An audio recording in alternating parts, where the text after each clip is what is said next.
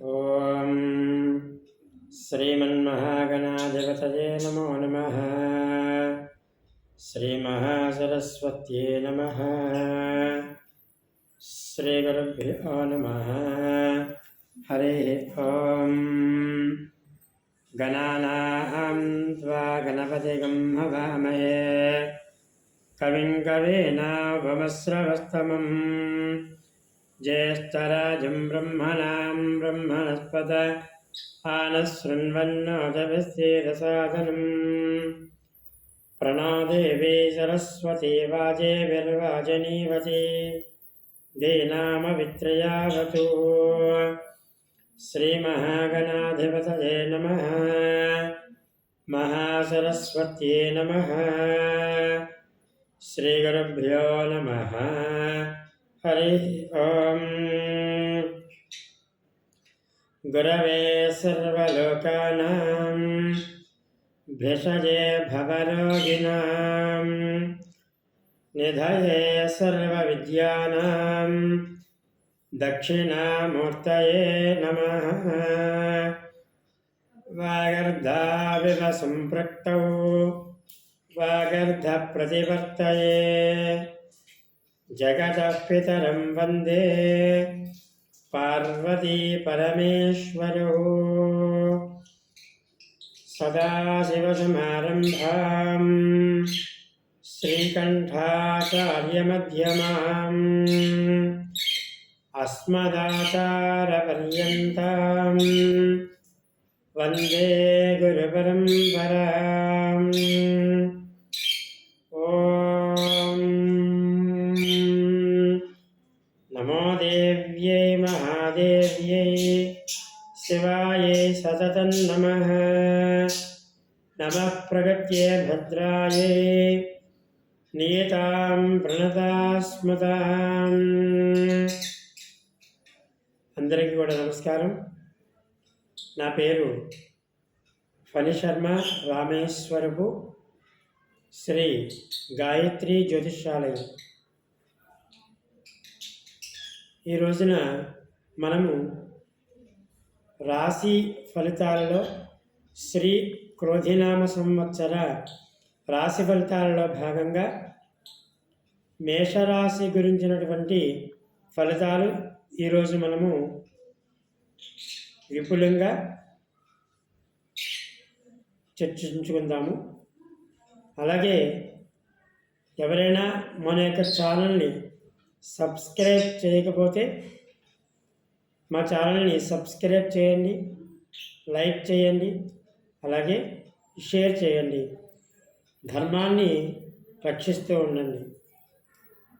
మన హిందువ ధర్మం యొక్క నినాదం ధర్మాన్ని రక్షించండి, అదే మనల్ని రక్షిస్తూ ఉంటుంది అని.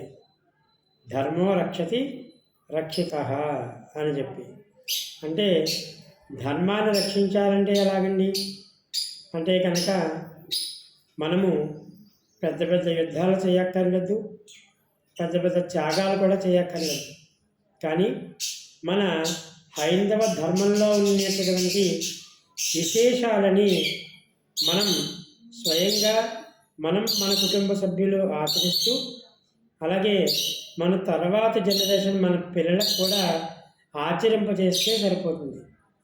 అది ఎలాగండి అంటారేమో, ప్రధానంగా ధర్మాన్ని ఆచరించాలంటే ప్రతి ఒక్కరూ ఖచ్చితంగా వేకువజామున లేవాలి, ఖచ్చితంగా నుదుటిన బొట్టు పెట్టుకోవాలి. తిలకం కానీ, కుంకుమ కానీ, భస్మం కానీ, గంధం కానీ ఏదైనా సరే ఖచ్చితంగా హిందూ అనేవారు తిలకాన్ని ధరించాలి, కుంకుమ. తర్వాత మన హైందవ ధర్మానికి నిలయాలైనటువంటి ఆలయాన్ని ప్రతిరోజు దర్శనం చేస్తూ ఉండాలి. లేదు కనీసం వారానికి 2 సార్లు అయినా సరే ఆలయ దర్శనం అనేది చేస్తూ ఉండాలి. అలాగే ఖచ్చితంగా మనము మన ఇంట్లో వాళ్ళందరూ కూడా ప్రతి నిత్యము లేదా వారానికి కనీసం 2 సార్లు అయినా సరే మన ఉద్గ్రంథాలైనటువంటి భగవద్గీత, అలాగే రామాయణము, భాగవతము, మన సంస్కృతి సంప్రదాయాలకు సంబంధించిన గ్రంథాలను మనం చదువుతూ ఉండాలి. చదివితే మాత్రమే సరిపోదు, కేవలం మనం చదివితే సరిపోదు, మనం ఆచరించాలి. అలాగే మన పిల్లల చేత కూడా ఆచరింప చేయాలి. ఇప్పటి నుంచి మన పిల్లలకి ఆచరణలోకి తీసుకొస్తే కనుక అది తర్వాత వారు మిగతా మతాల యొక్క ప్రభావం వీరి మీద పడకుండా వీరి మతాన్ని పూర్తిగా విశ్వాసంతో వీరు ఆలోచించేటటువంటి అవకాశం వీరికి లభిస్తూ ఉంటుంది. మిగతా మతాలకి మన మతాలకి ఉండేటటువంటి భేదం ఏమిటండి అంటే కనుక, మిగతా మతాలలో ఖచ్చితంగా చిన్నపిల్లల దగ్గర నుంచి కూడా అందరూ వారానికి కనీసం ఒకసారి 2 సార్లైనా వారి మతాన్ని ఖచ్చితంగా పాటిస్తూ ఉంటారు. కుటుంబ సభ్యులందరూ కూడా ఇంటికి తాళం వేసి మరి వారి మతానికి వెళ్ళి అక్కడ వారు చేసేటటువంటి కార్యక్రమాలని కూడా భక్తి శ్రద్ధలతో నియమనిష్టలతో చేస్తూ ఉంటారు. కానీ అదే మన ధర్మంలో లోపించింది, అదే మిగతా వారికి లోపు అవుతుంది. కాబట్టి మన ధర్మాన్ని మనం ఆచరిస్తూ ఉంటే ఖచ్చితంగా అది మనల్ని రక్షిస్తూ ఉంటుంది. శుభం భూయాత్. ఇక ఈరోజు మనం మాట్లాడుకుంటున్నటువంటి మేషరాశికి సంబంధించిన విశేషాలు మనం మాట్లాడుకున్నట్లయితే, మేషరాశిలో ఉండేటటువంటి ప్రధానంగా నక్షత్రాలు అశ్విని నక్షత్రం 1, 2, 3, 4 పాదాలు, అలాగే భరణి నక్షత్రము 1, 2, 3, 4 పాదాలు, అలాగే కృత్తికా నక్షత్రం 1వ పాదంతో మేషరాశిలో ఈ నక్షత్రాలు ఉంటూ ఉంటాయి. అలాగే జన్మ నక్షత్రం తెలియని వారికి నామనక్షత్రం చూసుకోవాలనుకున్నట్లయితే చూచే చోళ అనే అక్షరాలు మేషరాశికి ప్రాతినిధ్యం వహిస్తూ ఉంటాయి. అలాగే లీలు లేలు అనే అక్షరాలు భరణి నక్షత్రానికి ప్రాతినిధ్యం వహిస్తూ ఉంటాయి. అలాగే ఆ అనే అక్షరము కృత్తికా నక్షత్రం మొదటి పాదానికి ప్రాతినిధ్యం వహిస్తూ ఉంటుంది.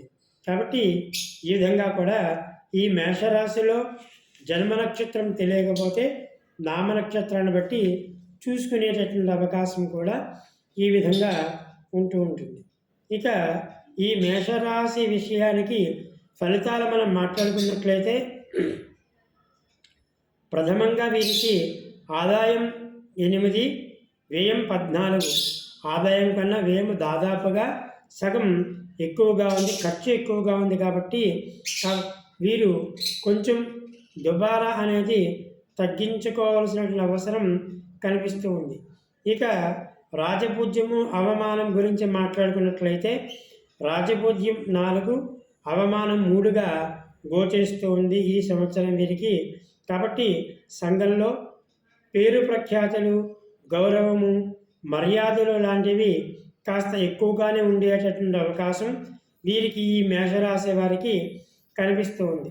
వీరికి ఈ సంవత్సరం మనము జన్మల్లో మేషరాశిలో గురుడు ఈ సంవత్సరం ఈ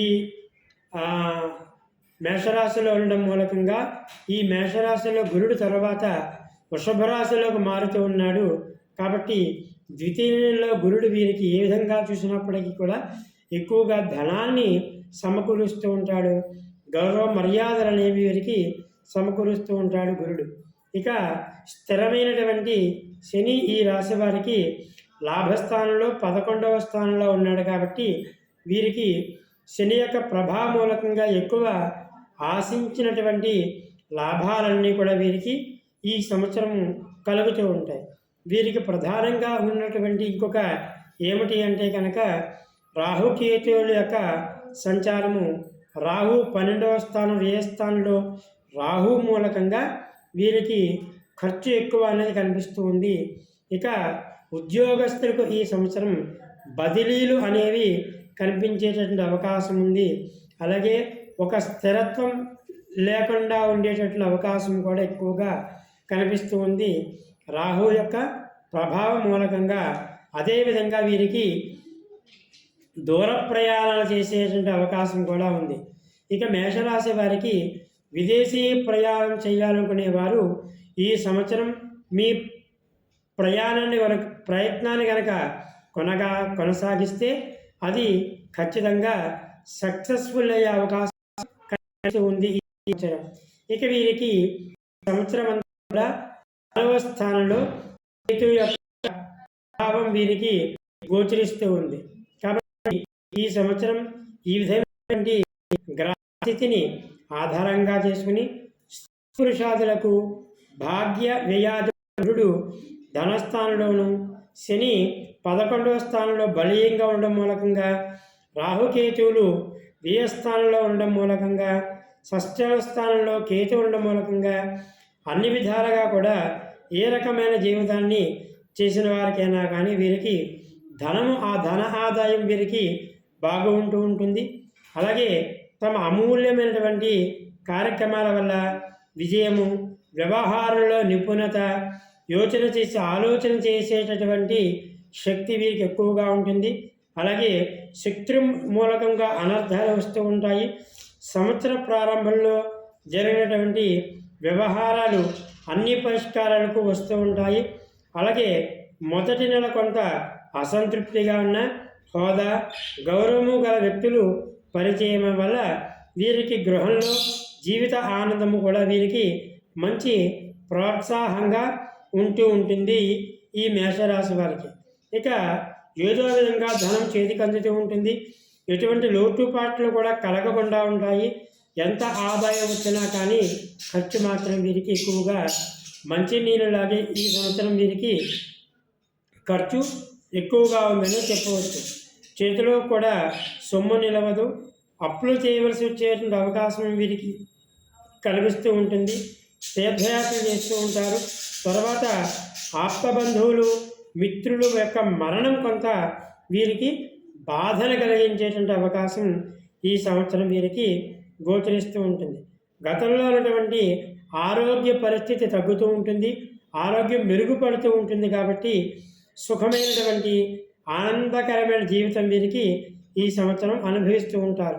సంతానం వల్ల సౌఖ్యము, గృహంలో వివాహాది శుభకార్యములు కూడా వీరికి తప్పకుండా జరుగుతూ ఉంటాయి. ఇళ్ల స్థలాలు కొనడంలోనూ లేదా గృహాలు కొనడంలోనూ కూడా వీరికి తప్పకుండా ఈ సంవత్సరం ఈ మేషరాశి వారికి విజయం సాధిస్తారని చెప్పుకోవచ్చు. గతంలో కొంత ఔన్నత్యమైనటువంటి జీవితం అనుభవిస్తూ ఉంటారు. ప్రభుత్వ సంబంధమైనటువంటి కార్యకలాపాలు 2 నెలల్లో వీరికి పూర్తి అవుతూ ఉంటాయి ఈ సంవత్సరం ఈ యొక్క మేషరాశి వారికి.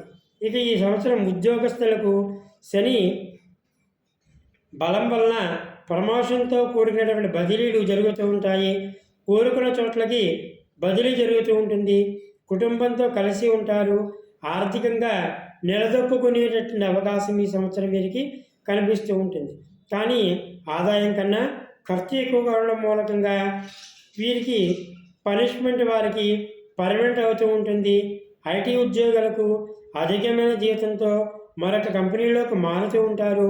ప్రైవేట్ రంగంలో ఉన్న వారికి చిరుద్యోగులకు తప్పనిసరిగా ఉద్యోగం లభిస్తూ ఉంటుంది. గృహ నిర్మాణ కార్యక్రమాలు వీరికి సంవత్సరం బాగా కలిసి అనుకూలంగా ఉంటూ ఉంటాయి. ఈ సంవత్సరం రాజకీయ నాయకులకు శని బలంగా ఉండడం మూలకంగా చాలా బాగుంటుంది అని చెప్పుకోవచ్చు.